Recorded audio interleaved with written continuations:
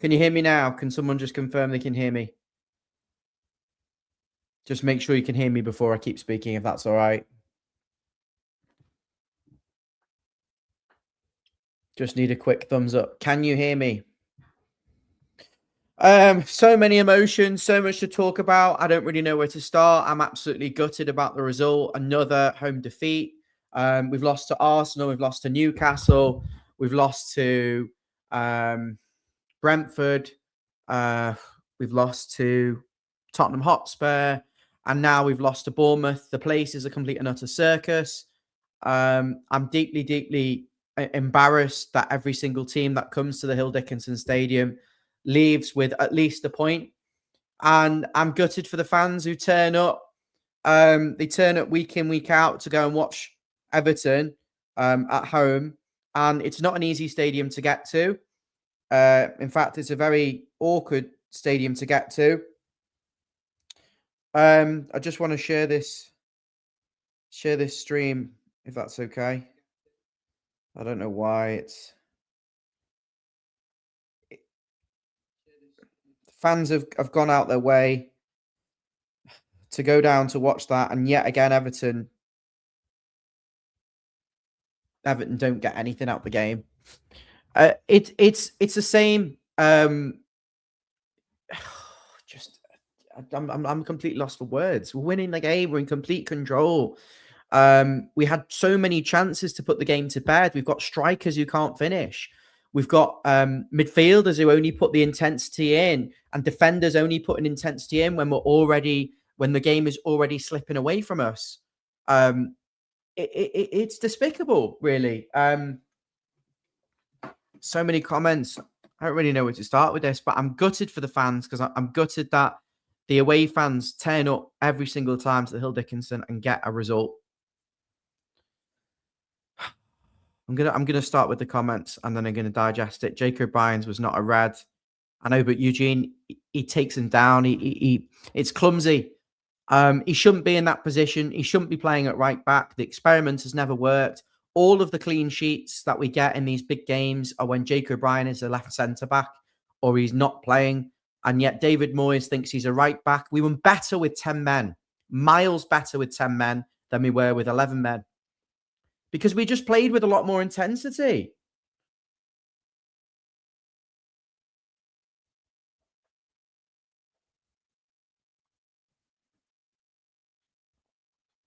Just sharing this stream, making sure we can get as many people on here as possible. 77 of you watching on YouTube. I'm not surprised. People sharing the same anger and sentiment. I want to say it clear. I want to say it now. I'm not mad at the performance in that second half, especially when we went down to 10 men. I thought we were quite good. I thought we were miles better than Bournemouth. Bournemouth had some very, very good defending, very good last-ditch defending, but we were the one asking all the questions. We were the one in control of the ball. We were the one trying to make things happen. We played well with 10 men, and that's what makes me even more gutted because we should have got something out the game. We had chances to put the game to bed. Tierno Barry with the rebound off the free kick with his left foot, skies it wide, embarrassing. Not even Sunday League level. He gets another chance put on a plate 6 yards out from Njai. He passes it across. Just fucking score. It's pathetic. It's awful, awful finishing. The guy is a £30 million striker who couldn't score from 3 yards out. It's despicable. There were other chances as well. I think Njai had one cleared off the line. We had a couple of set pieces. We were asking questions. We were trying to make things happen, but just not getting enough behind maybe Bournemouth's defence, away from some of their better defenders. Let's have a look at these comments. Just fold this useless club. Did we expect anything else, Sean?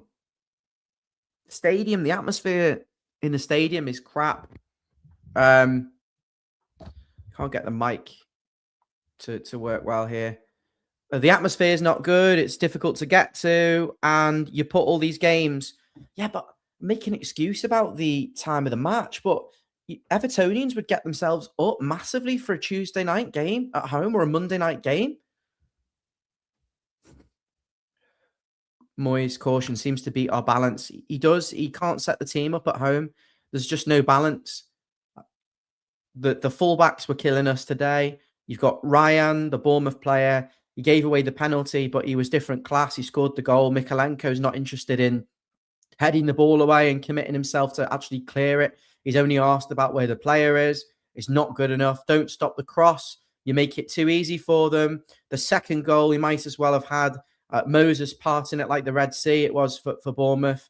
And the whole defence splits open. Pickford comes out. He's in no man's land. What is he doing? Why is he coming for that? I've got no idea. And then in the middle, he's just left unmarked. I just don't understand it. How you can concede goals, basic goals. Why stupid microphone keeps collapsing? Basic goals, 2 basic goals, and then the goal, the red card is just clumsy. It's just stupid. It comes from Ryan again for Bournemouth. He just dribbles past. He just takes a couple of the players out, a couple of the Everton players out with some nice movement, goes past Mikalenko, sucks another player in, plays him behind, and Jake O'Brien is just caught, and he's just completely unnatural. Could have gone above Liverpool, could have gone and cemented a place in the top 7, even the top 6, I think. We're not serious. We're not serious as a club.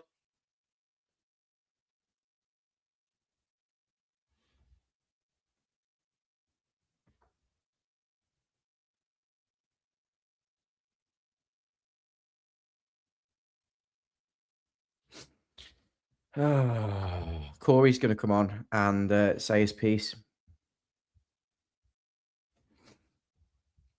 Let's go through some of these comments. I would love Areola as a manager, but Barry, he was below us up until this. Robert, I hate supporting this club. I hate supporting them. I didn't even go to the game. I had a ticket. I couldn't go, but I can't imagine how the people who there feel. I mean, I can because I was at the Brentford game. Phil, frustration indeed. Barry should feel annoyed. He had his head in his hands, and I felt bad for him, but it's not acceptable to miss those sorts of chances. Premier League level striker should not be missing.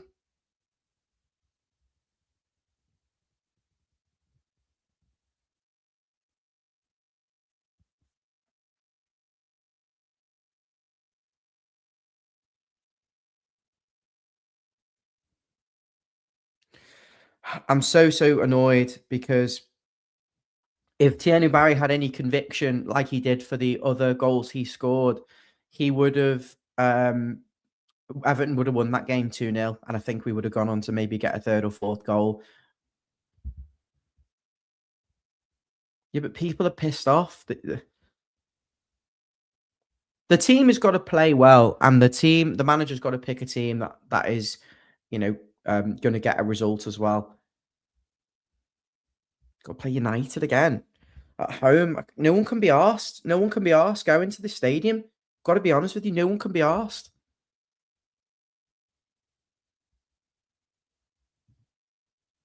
Yeah, sinking feeling.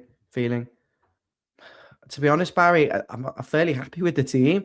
I think the only other thing you can do is put James Garner at right back and maybe keep Armstrong in the middle, just to give us a bit more balance and let Garner come in off that side. I don't think Jake O'Brien is offering anything as a right back. Defensively, I don't think he was very good. Don't think he offers anything going forward. He's just stood out wide, not willing to cross the halfway line. Like a wide centre back. It's just bizarre. Not sure about this, Tommy. I'll be honest. I'm not sure. I don't think it was as clearly as close to the ball as the one that Jake O'Brien scored the other day that got ruled out.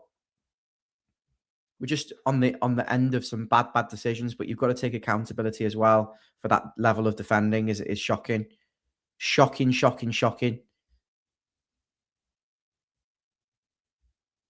I'm sad. I'm sad too. I'm sad. I don't think he was even that bad. That's the sad thing. I thought there were some moments from him where he looked okay, playing with a bit of intensity and aggression, trying to get forward in the final third. But it's just those moments, key defensive moments where he's just getting waltzed around. If you haven't already, hit the subscribe button for us. I'm just waiting for Corey to come on before we can kind of do some of the digesting of the game.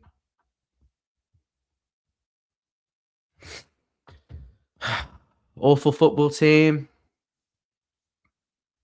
I can't dispute that, Tommy. He's way off it. I thought Armstrong was good when he came on. I thought Everton were good with 10 men.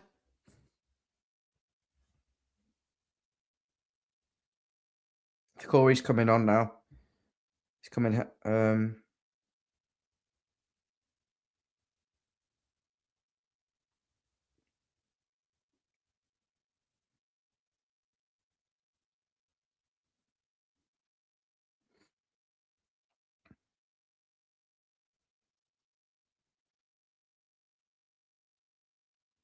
Corey, give me the thumbs up when you're ready.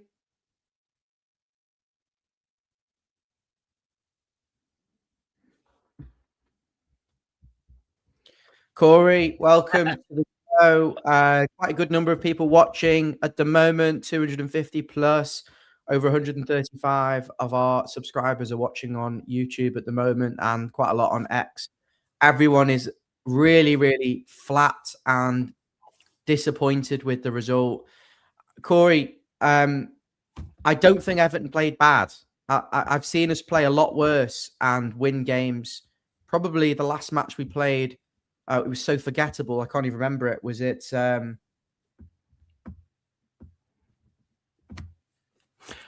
can't remember who it was. I can't even remember who it was. We played in the last match and won, but we didn't play bad, Corey. No, I thought. Do you know? Apart from for about how many minutes did we play? 96 minutes. For about 90 of them minutes, we were much the better side.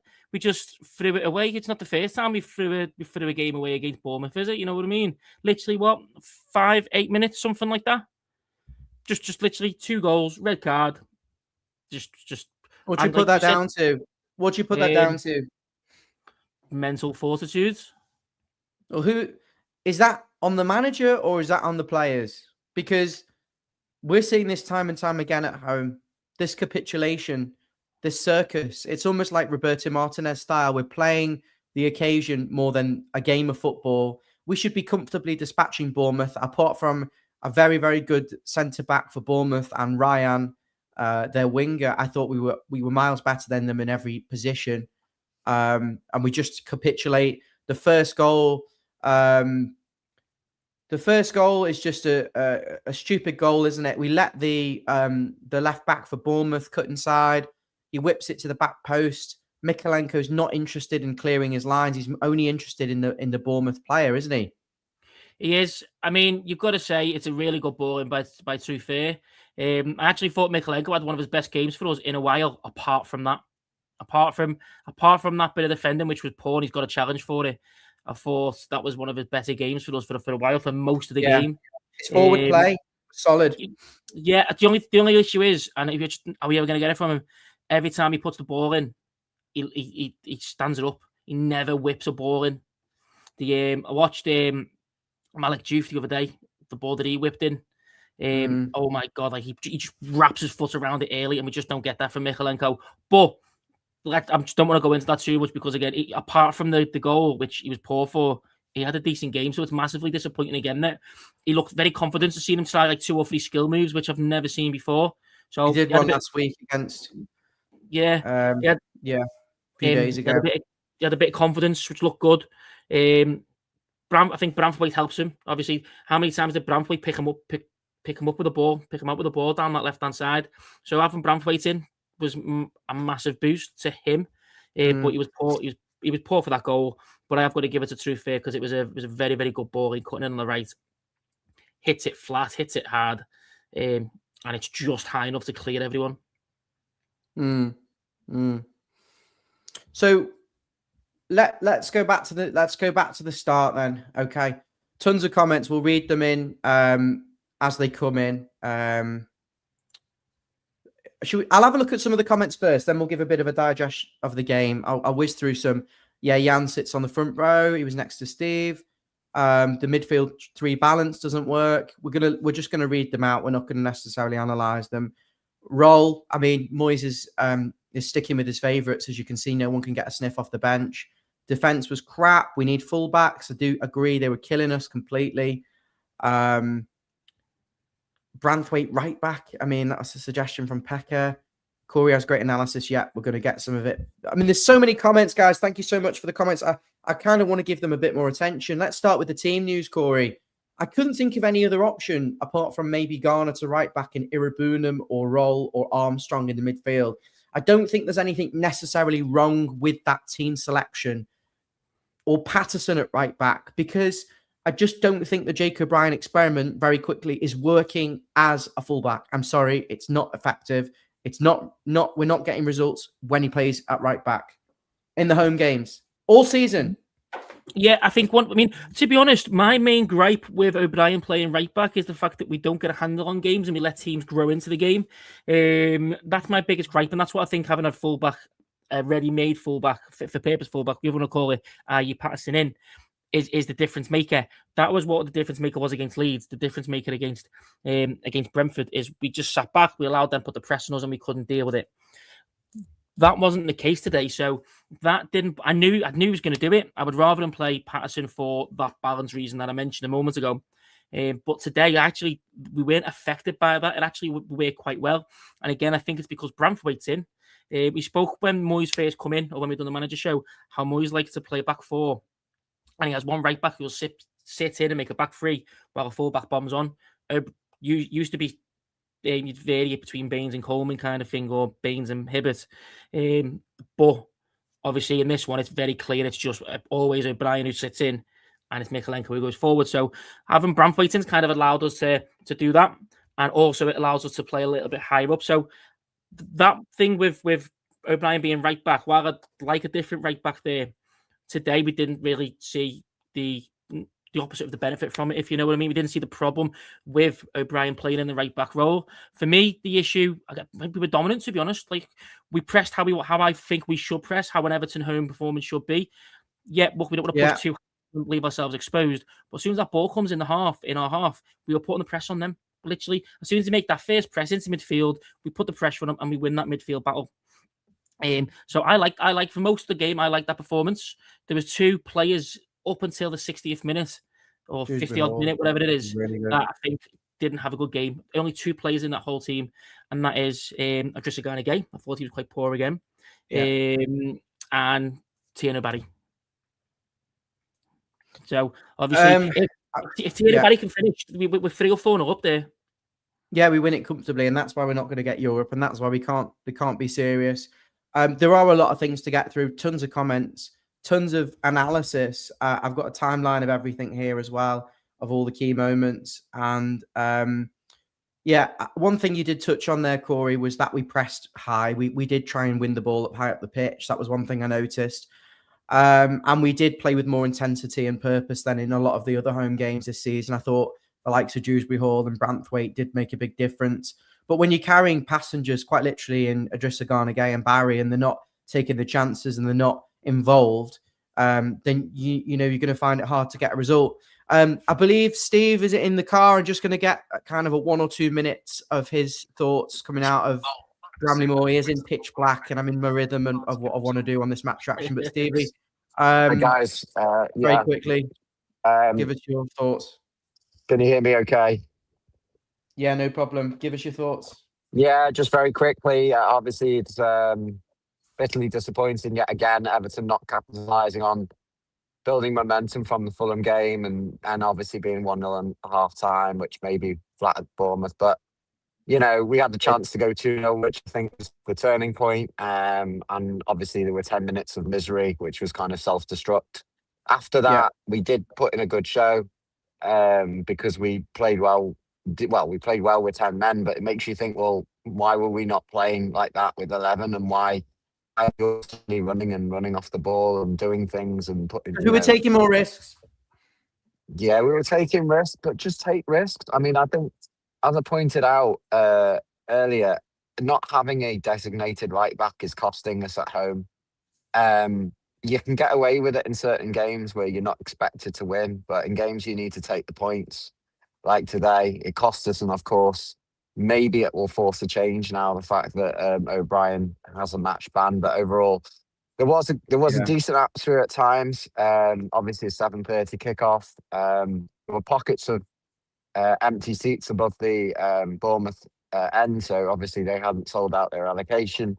The atmosphere was reasonable, but ultimately it all came down to the fact that we just didn't take our chances that were there. We should have gone 2-0 up, and that would have been, I think, the game there and then. Other than that, you can't fault us for the effort and the tenacity of trying to get back into it at the end, but it was a bit too. There was a lot of boos at the end, Steve. There were a lot of boos.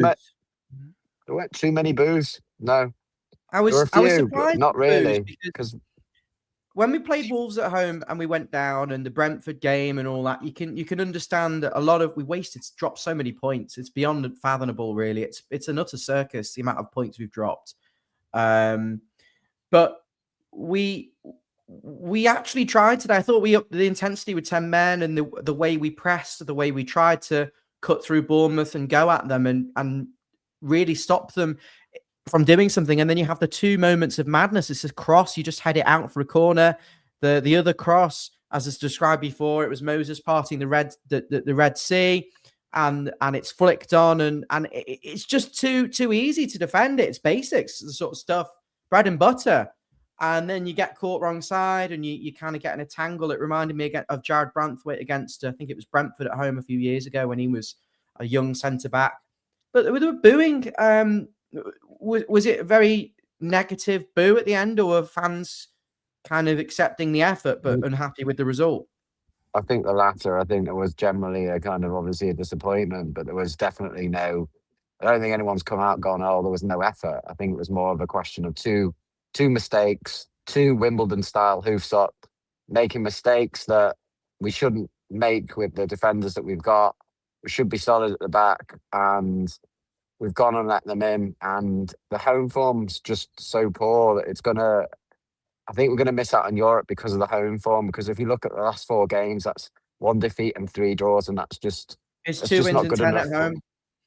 Yeah, there you go. So the form at home isn't good enough, and it was that Spurs game that kind of turned it around. After that Spurs game, the floodgates have been open at Bramley Moor for away sides to kind of watch the tape back and see how you can get under Everton's skin. But ultimately this season, we've conceded so many goals from set pieces or from flat balls in that I've literally just not won the headers, and I think Moyes will be really disappointed by that. Yeah, you're conceding headed goals with 3 centre backs. Steve, safe journey. I'm gonna drip out. Thank you. Yeah. I feel his pain because I was there for the Brentford game. I wasn't there for the Arsenal or the Newcastle or the Tottenham games. I'm starting to think the season ticket isn't the best value. I'm starting to think that it's a big bother for a hover. I didn't go to this game today. I was disappointed not to go. And then sometimes you think, is this really worth trailing out for? But then on the other hand, I'm like, well, we played quite well. I would be happy if we'd have won that game 2-0 or 3-0. No one would be battering an eyelid about the performance. We'd be saying how well Everton played. But I mean, it's the exact opposite of the Fulham game the other day. I was really concerned because look, we got a late winner. We got a late turnaround, to be honest. Basically the exact vice versa, the exact opposite, in that we were poor, we got battered, we should have been 3 or 4-0 down. Fulham should have been away with it, and we obviously got 2 late goals, one not long after the other, and got a win. So it's the exact opposite of that, where we've played really, really, really well, and we've lost the game. I wouldn't even say. I said after the Fulham game that we didn't win it, Fulham lost it, and it's pretty much what we've done there. We couldn't put our chances away. Yet Senesi made a good block, to be fair, to stop one of the Barry goals, but he should have done much better anyway. And we've let 2 goals in. Maybe not the first one. The first one was well done, but it's just the complete and utter head loss from that point onwards to lose a second goal and to lose a man as well. I've got David waiting to come in, but I'm not going to be able to get through what I want to actually get through. David, just very quickly, please state your piece. I can't hear you. I'm sorry, I'm muted because we've got Mabsy here. You're playing in the car, so I can't duplicate the sound. Just quickly, I'm only going to stay on for 1 minute. It was shite. I'm sorry. It was shite. That was awful what I just watched. Everton just come out first half, typical Moyes team, expected the team, and not got too many problems with the lineup. But unfortunately, Tyreek Georgie's got a bright spark, but he doesn't look like he knows who he's playing with. Barry, fucking shocking today. Sorry. He just couldn't trap it. He was there for the gilt-edged chances. He couldn't put them in. I'm not surprised he came off for Beto. I mean, but Beto didn't look any better. He looked just as clumsy. Just Everton, the way they approached the game, they had to take the game to Bournemouth. The Bournemouth knew we're rubbish and we can't progress the ball. They sat off us, let us have the ball. We couldn't progress it through the lines. The formations cancelled each other out. We always had a man on us. And we were lucky really to go in 1-0 up from my perspective. But we did create a couple of random sort of chances. I'm not saying Bournemouth were good, they were rubbish. Bournemouth were also dreadful in that first half, didn't create a beam. And we created a few things and we got the penalty. We got in 1-0. I'm thinking, thank God, we're 1-0 up. Come on, we can seal this off. We can secure that out. Second half, though, we just switched off. Like 10 minutes after playing the game, just think, okay, we're under control here. They made 2 substitutions. We didn't react. They just got, they just started peppering us with balls at the back post. We switched off twice. A ball, obviously, with a red card, they just played on the counter attack. I don't know if it was a red card, but from my perspective and angle, he had about 50 yards still to run to goal, and Tarkowski was next to them, so he could have possibly got the tackle over. I couldn't say it was for sure going to be a thing.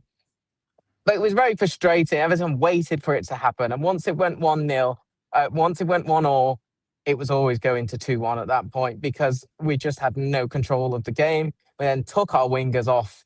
We're playing, we just had nothing really. You got Dewsbury Hall, is the only one with an element of brain and footballing ability in that team today. And it just wasn't enough. But that's pretty much Thanks, 2 David. minute frustration. Thanks, David. He's entitled to his opinion, Corey. I'm not sure I completely agree with it because I think when you're at the game, you don't fully see everything that's going on that you do when it's on the television, maybe. And I think it felt different to some of the other games at home where we've played really bad. But is David in the wrong there, or is he watching a different game? Or I'm on your side with this one. I was a bit surprised, but again, it depends on the perspective that you get of the match. I thought that, look, the quality in the final third for both teams wasn't there for most of the first half, but I'd say we dominated. We had more possession of the ball. We looked comfortable defensively. Everton bad in both boxes. Yeah. I mean, this is one thing that we have is that we can be quite blunt sometimes, but we did have a few chances. We got the goal. Fantastic. Again, fantastically done from Branthwaite. Wins the ball, wins the penalty, showing that he's not just good for us defensively, but he offers us so much more. He offers us another dimension going forward. So I'm so happy he's back, and that's a positive that we are going to be. Look, we're going to just get better and better towards the back end of the season with Branthwaite back. And so I do disagree because again, I feel like we were much the better side in that game, and barring 8 minutes, whatever it was, of madness, of calamity, and Tiana Barry, that'd have been a professional Everton 2-0, 3-0. So I was angry at Moyes, even though we won the other day. I don't have anything against him, despite us losing today, if you know what I mean. It's one of them. If you're Bournemouth, smash and grab. Fans who trail out again to watch that. To lose, to get the sinking feeling. The away games almost feel redundant when you can't win your home games. And this is the first season at the stadium. And, I think it's quite shameful, really, the results. We talked about the goal, the Bournemouth goal. I'll just very briefly touch on the penalty that Everton got. Jared Branthwaite pressing. And this was something I was really happy with. Everton pressing. Lots of players willing to get forward, to stop Bournemouth playing out and to win the ball up high. And I liked that. We win the penalty. Njai slots it right into the side netting. I don't necessarily think we were completely convincing at that point, but probably the better team of the two. Bournemouth would be really annoyed. I don't think they really got near our goal, in fairness. The second half, though, as you say, the first one, it's a very good ball, but Mikalenko's got to just get his head on it, knock it out for a corner. It's basic defending for a fullback. If he jumps for that, he just puts, because he barely jumps. If he jumps for it, he might not get a touch on the ball, but he puts the defender under a lot more pressure. He's unsighted, and at that point, he might not head it properly. He's got to do a lot more for it. He sees the man. He doesn't get his footing right. If you look when the ball comes in, he's still backing up as opposed to turning and going for the ball. But yeah, he's got to do a lot better there, Mykolenko. And again, it's a shame because he had from my mind, he had a fairly solid game apart from that. But obviously, Cash is saying in dialect, if the ball come in, Miko's never going to get there past Ryan. But you can play against tall wingers like that who've got speed and athleticism. He's going to go on to have a big career. And what pisses me off is the fact that David Moyes says there aren't players available. Well, he went to Bournemouth, so there clearly is players available if you stick your hands in your pocket and your scouting's correct. So without further ado, let's move on to the second goal because that's a completely different show. The second goal, a free kick, looked like a straight free kick into the box, headed across. Where is the marking, Corey? What is going on here? Do you know, this is one of the biggest concerns because most of our set-piece goals that we've conceded so far this season have been towards the back post. Now, whether that's a cross from a corner, which the defence don't deal with and it ends up at the back post, or whether it is like this free kick today where they've done a good routine, back post, headed it across. I just think Bournemouth had a really, really well-worked routine there, to be honest. Yeah, look, our defenders should mark the man a lot better, especially when we've got three big lads. But again, the way the ball comes in, our players they're a bit further back the ball instead of attacking it, if you know what I mean. So I put that down to a decent cross in. I put it down to well-worked tactics, a well-worked set piece essentially, and our defenders just not attacking the ball well enough. Again, they just seemed at 6s and 7s. I think they were just a bit shell-shocked with us doing so well. Or look on the better side anyway, being the sides in the ascendancy, and then it going to 1-1. I think our players were a bit slow to react to it. They weren't as aggressive because probably they were a little bit shell-shocked. It's not an excuse, by the way, because the players have got to have the mental fortitude in this kind of at this level. You've got to be able to attack that ball even when it goes up, and you've got to be ready to chomp at the bit and then actually take it to the team when you can see an equaliser. We haven't done that. Looked a little bit weak, and obviously that's where they got it in. But the concern is, it's another set-piece goal where it's gone to the back post. And I think Moyes needs to do something about that. Two really bad goals. And just before we talk about the red card, then let's talk about Thierry Barry missing all the chances. So there's the chance from the free kick, rebounds out. He spoofs it wide with his left foot high into the corner. Should he be doing better there, or does it just come at him too fast? So he's got to do better. He's still got to score it. I think it's a case of not letting him off the hook because it's a poor miss among a couple of other poor misses, but trying to understand how it's happened. It's not complete calamity, but I will give him some kudos because that ball's come in and he's legged it towards the goalkeeper. He wants to be on that spot to react to that. But he is anticipating it, so surely which is good. The ball has bounced and it was really wet out there, especially that first half. It was really slick, and I think that ball just bounced straight up. And it's because of the speed he's going at, he's not adjusted his feet correctly. Now, at that level, again, you've still got to be able to adjust your feet and put that ball in. It's gilt-edged. But if you look at the point at which the ball hits him high up. It hits him pretty much on his shin and his calf. And it's not central to his body. It's quite high out. So that's why he's missed like he has. Again, if you're going to be anticipate like that, you've got to be able to have the composure to get that ball in the box, to get the ball in the back of the net, to make the right contact with it. So he's done poor on that. Should definitely do better, but there is a little bit of leeway or understanding as to how that's happened.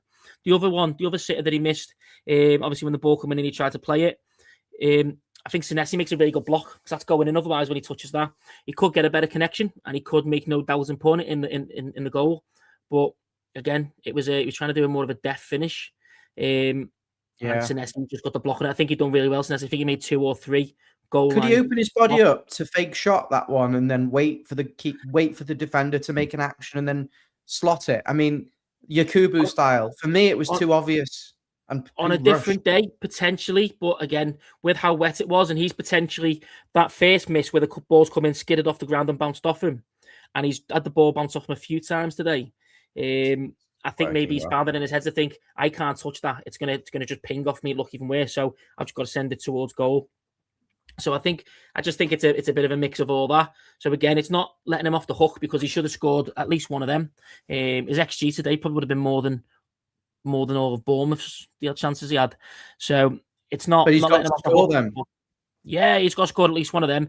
If he's considering the form that he's in, he should be scoring them. Again, the caveat to that is it was absolutely pouring it down. I don't know if he's played in weather of that severity. It does rain a bit in Switzerland, but nowhere to the extent that we've had there. Therefore, it doesn't rain like that in Spain. So maybe it's a bit of a learning curve for him.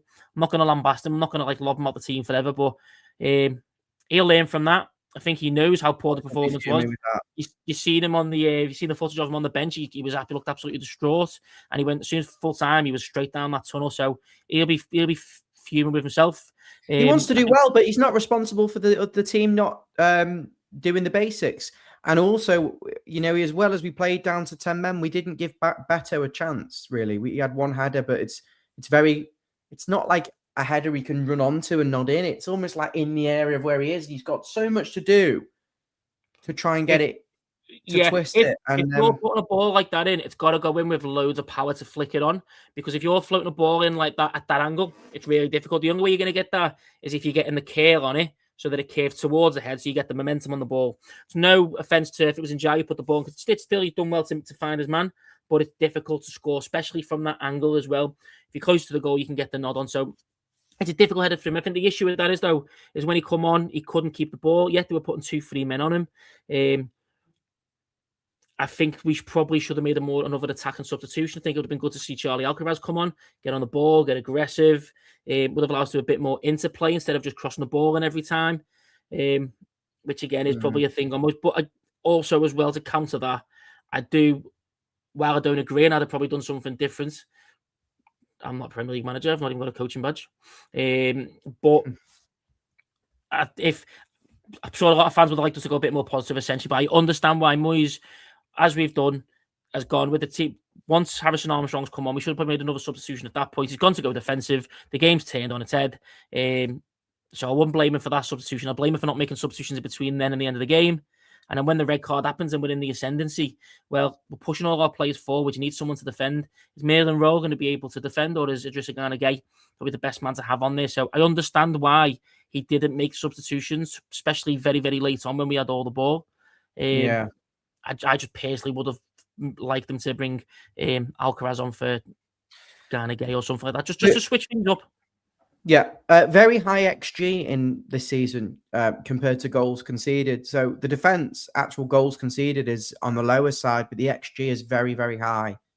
So we're conceding a lot of chances, particularly at home. We look vulnerable to not a lot becomes quite a big situation. And one of those situations which could have been dealt with very easily by a bit more concentration is the Jake O'Brien red card. Is that a red card for you, Corey?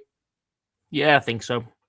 I think there is an argument that James Tarkowski is running back, but he's a good few yards ahead of Tarkowski. He's running towards goal. There's pace on the ball. I've seen Tarkowski run. He runs like he's in mud.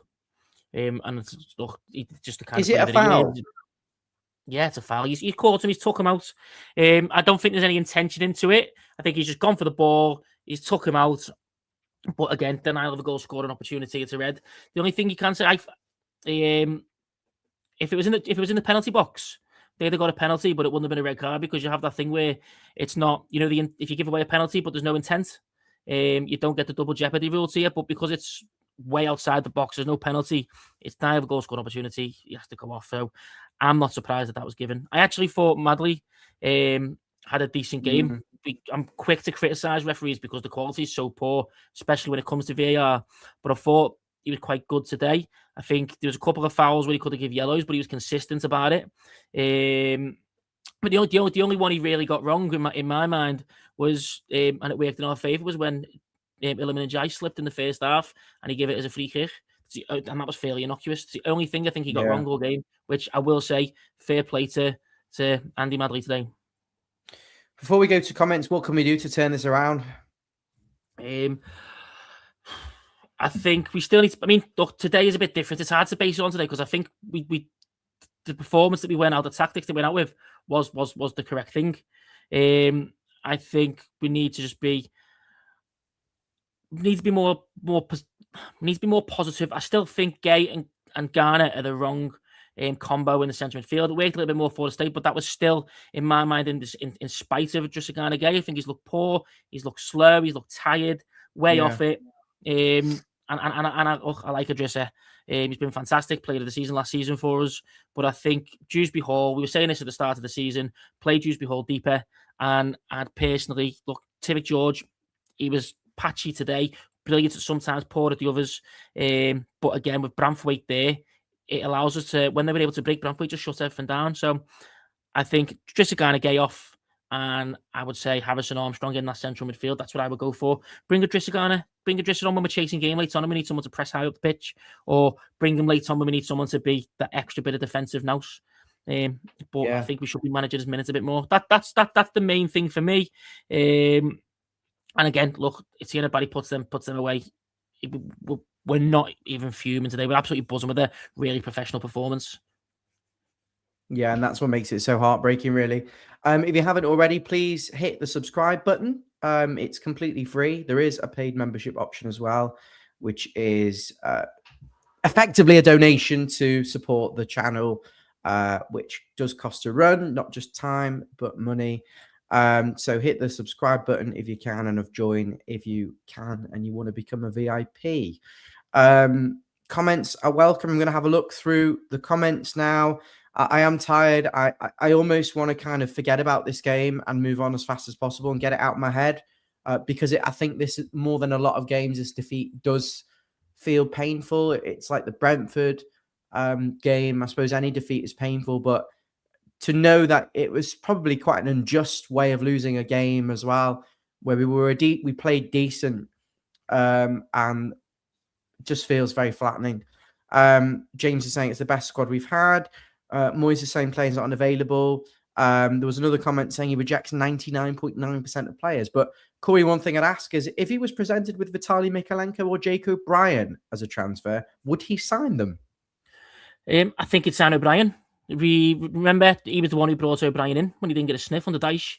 He's the one who brought him in to play right back. If we remember with Lescott, he played Lescott at left back for a bit, brought him centre back. So I do think he's blooding him in to take over Tarkowski. So probably something that we're going to see over the course of next season. We'll see what happens in the summer in regard to that. Mikalenko, no, I don't think he would. He wants someone, or at least not as a starting 11 player.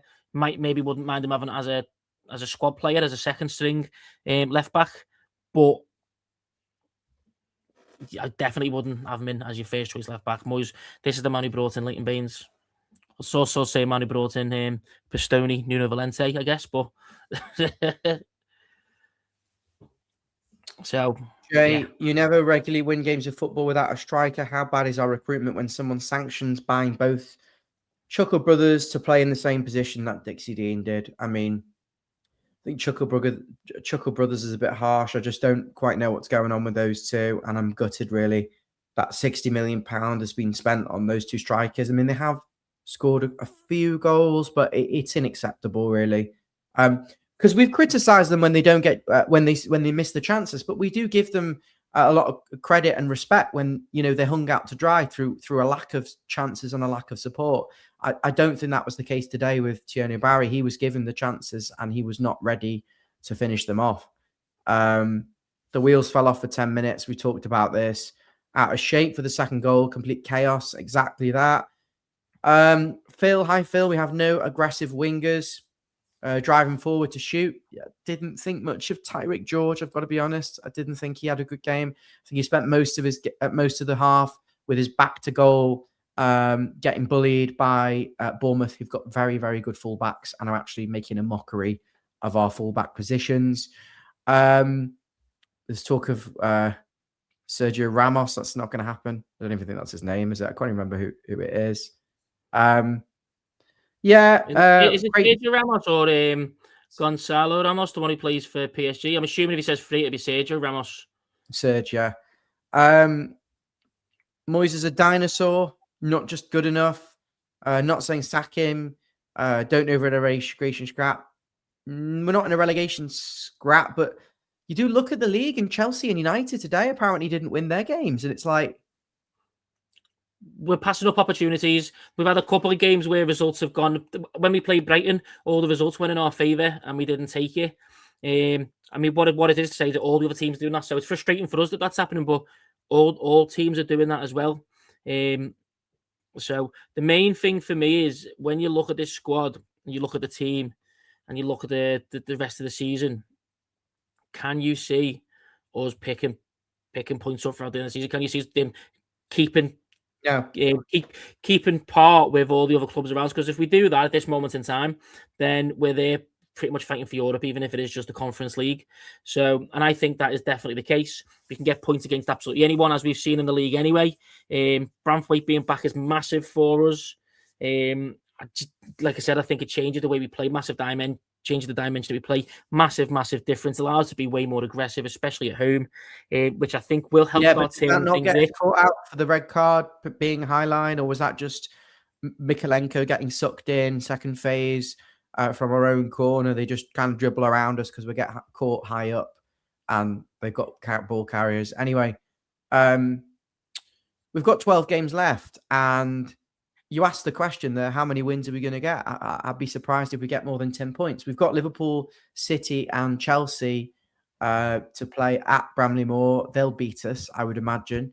And well, I know what you're saying. You're thinking the contrast in style may help us because we won't have the ball and we can try and get them on the counter. But when we haven't got players with speed to get up the pitch 1v1 and on the counter-attack, I'm not sure. That leaves 9 matches because 8 will play Arsenal away. We won't win that one. So we've got 8 games that I'd say we could winnable games. But then I said that about West Ham. I said that about this team is just bipolar, isn't it? They beat Aston Villa. They get a point at Brighton. They won that last match. I can't even remember who we played in it. It was only Saturday. Fulham. You know, well, Fulham are just kind of your average mid-table team, sort of side that you would want to try and cherry pick points off. But I'm frustrated. I think there's 8 games. We'll get something from a win or a draw. And I think we'll probably end up maybe with 4 wins and maybe 4 draws and 4 defeats. But that's purely mid-table. And I mean, look, if you're probably comparing that to everyone else who's probably doing the same thing, that will probably still keep us there or thereabouts. Yeah, 8th place. But it just feels like such a missed opportunity in a league that is a little bit mad. On Toffee TV, apparently Moyes said he rejects 99% of players. He doesn't know everything, David Moyes. He might think he does, but he doesn't. The thing is, he's got a good eye for the player, David Moyes. But I would say when it comes to strikers, wingers, he never had the best eye for something like that. It's a different market as well that we're working in, and the game's different as well. He's more bothered about whether they can defend. I think, well, one of his things says, can he take on instructions? So I think, it's going to be a bit about defending, and it's going to be a bit about which is why he likes Harrison Armstrong, because he'll play in any position and he gets back, he defends. And I feel like he's going to be a generational talent, definitely an England player, future Everton captain potentially. But it is very much well, I think the initial. So this is what the initial thing was. Obviously, we were 1-0 up, and he had the subs. We had Beto and Harrison Armstrong ready to come on, which I think was the right time for him to make the substitution as well. Like, it wasn't as if he was different Dave this time in terms of the subs, and he was going to do it. Tyreek George had disappeared in the game. He had good and bad points for me in the first half. Disappeared out the game. Harrison Armstrong coming on, doing a bit more defensive, stopping him getting down the wing, and allows us to flood the midfield. That works. But obviously, they come on literally after the goal. That's when he brought them on. They were ready to go. They were ready to come on to turn it around. Yeah, so it's not as if he brought them on at 1-1 and obviously to just try and protect the draw. He was already had that planned, and I think George was going to come off regardless because, again, he's probably not played too much football this season. It was quite an intense game, and he was struggling and he was disappearing in the background a little bit. Yeah. So I understand that substitution. It's more a case of late in them 20 minutes when we're just trying to get a goal and Bournemouth are defending. We should have just brought Alcaraz on, Diblin on, something different to change the game. which he didn't. But again, I understand why Garner just sits there. Garner Gay sits there and defends while everyone else bombs on. So I do kind of get it as well. I get what you're saying, but I'm not sure Dibbling has shown anything really in a blue shirt at any time. I can't remember one good piece of play that has led to a chance or a goal. He's looked like a young youth player. Charlie Alcaraz, I think, can inject something, but when we're chasing the game and we need everyone to be able to, I don't know, mate. I just feel a bit lost. It's more a case of at that point we had all the possession, so he's either going to press high, which he will do. He might not be great in his position, it might not be great, but he'll press high, so we don't need to worry about that. And he would have had another dimension instead of us just getting the ball out wide. He would have allowed us to drop deep, get the ball, pass it in between the lines, which is what Armstrong did. He looks really, really good. He gets the ball, comes deep, gets it, passes on, moves to another position, 1-2 touch passing, and that's what Alcaraz would have helped us to do. And it just allows us to, when they're sitting deep, just to draw them out a little bit, just make someone take a step forward by 1 or 2 yards. So then if it does go out wide, you can play the ball through. Gives a bit more space for Beto, which we didn't do. But that's it. That's the only thing that's the only thing different that I was hoping for. I just think I can't remember Beto getting sent through on goal once all season. Yeah, as Eltel says there, how did we lose that? It's just one of them. Bournemouth will come. They'll feel exactly like we did the other day against Fulham, where we've been poor, got battered, and just robbed it basically. So they'll be going on buzzing. It's one of them. We move on from here. The worst thing is we've got 10 days of this now because obviously FA Cup this weekend, innit? So we've just got more time to be annoyed, more time to stew in how annoyed we are. But back on the training pitch, let's just get at it. And just I think the only thing David Moyes can do is tell the lads you play with a better side for most of that game. Fucking Tiana Barry finished shooting boots on, and let's just go again in the season. Let's put that kind of performance, 90% of that performance, let's put that towards the rest of the season, and we'll pick up way more points than we'll drop. I'm just reading some more of the comments. We can't get to Europe with a striker who can't score from 5 yards. The two best Barry, we would have won 3 or 4, correct. I think he only needs to put 1 away. The second one, I think, is an easier chance. I think he just has to delay the shot slightly and slot because the striker knows he's going to hit it first time. Home form, it's unacceptable. 4 wins in 11 home games and 2 in 10. Just gutted for people who go out their way to watch it. And thankfully, I've missed 5-6 of the home games this season. It's not even worth bothering. I was about to message you on. I was about to message you on 55 minutes as well, asking, "Are you gutted you never went?" Good job I never sent that, innit? if anything, mate, at least it makes you feel better for not going. No, it doesn't, because I feel really bad for my dad who went to his first game in 3 months or 2 months. So I was gutted, and I would have happily sit at home for the rest of the season if it means we're going to get some wins there, because that's the main thing.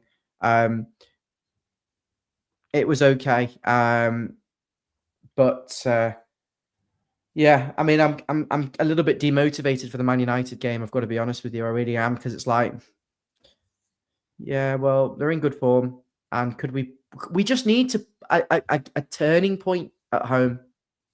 Yeah, a big turning point. That performance today could have been it because of how well they performed, and you could have said that's the benchmark to go on.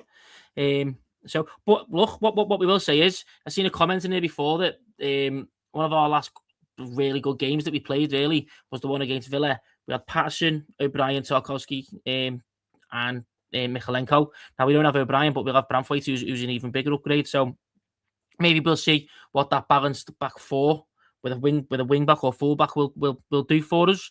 I just hope that we just go a bit more positive, especially at home, and just not scoring enough goals. Just not scoring enough goals, conceding too many goals, can't find the balance at home, can't progress the ball from defence. We're better when we press. Strikers you can't finish. We sat up well away from home. We struggle at home. The fans look fed up. The stadium looks like a ghost town. Corey, I think that is the end of the show. I I almost just like want to stick my head in a bag, not a plastic bag, a paper bag just to cover my face.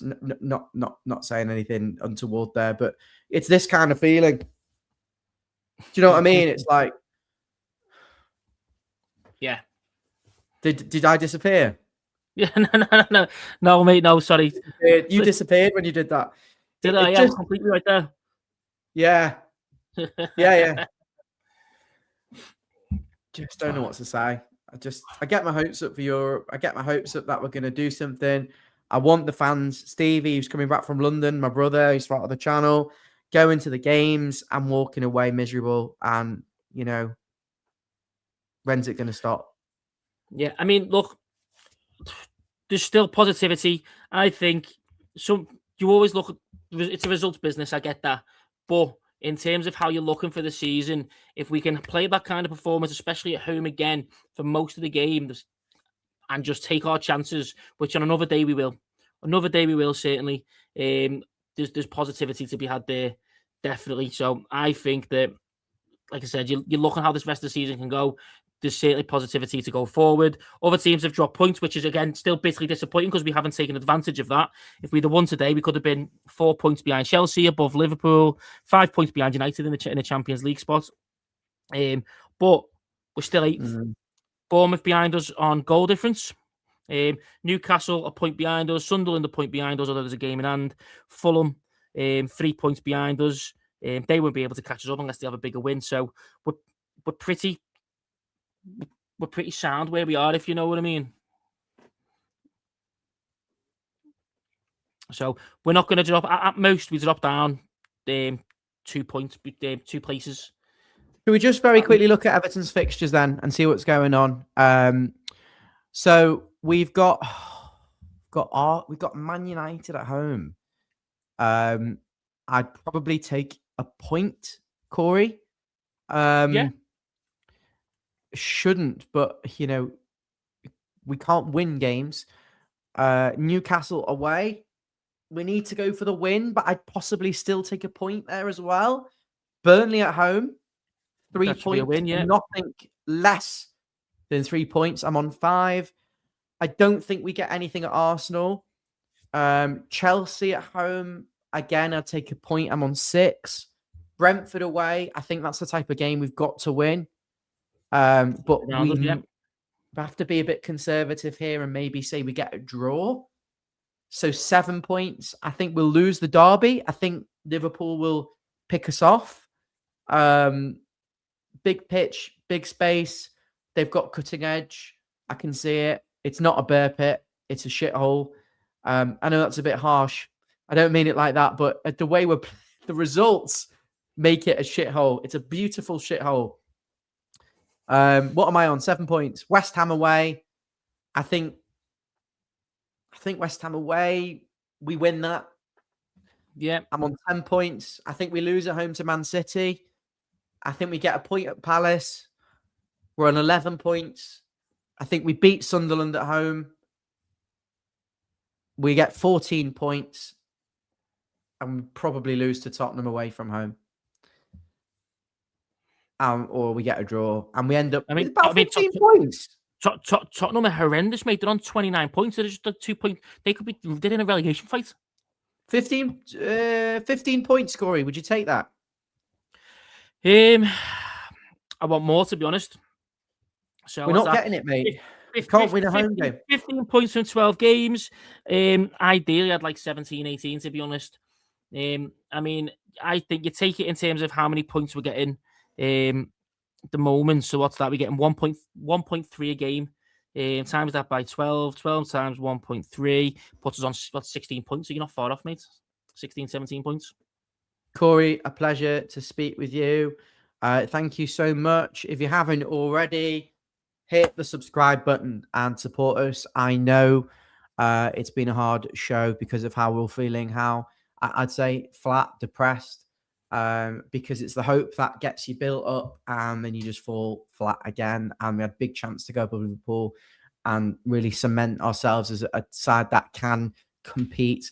I think we've prided ourselves on defense, but when you defend like that, we've moaned about strikers, but there's no excuse not scoring from close range. We did create chances today.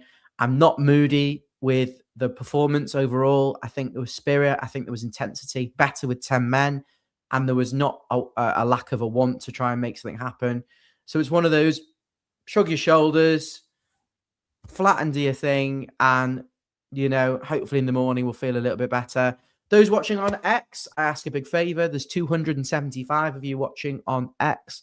If you go to youtube.com/follow Everton, it's the Follow Everton YouTube channel, and hit the subscribe button for us there. I don't mind if you want to stay on X and watch long term, but let's boost the subscribers. It really helps with the algorithm and supports the channel. So Corey, thank you so much for joining me. Anything else you want to add, or are you happy for me to close up? No, just onwards and upwards. Let's not soak on it too much. There's positives there to work on as long as we go with it and we carry that kind of performance, that kind of positivity that we've seen from most of the game forward. Good night, guys.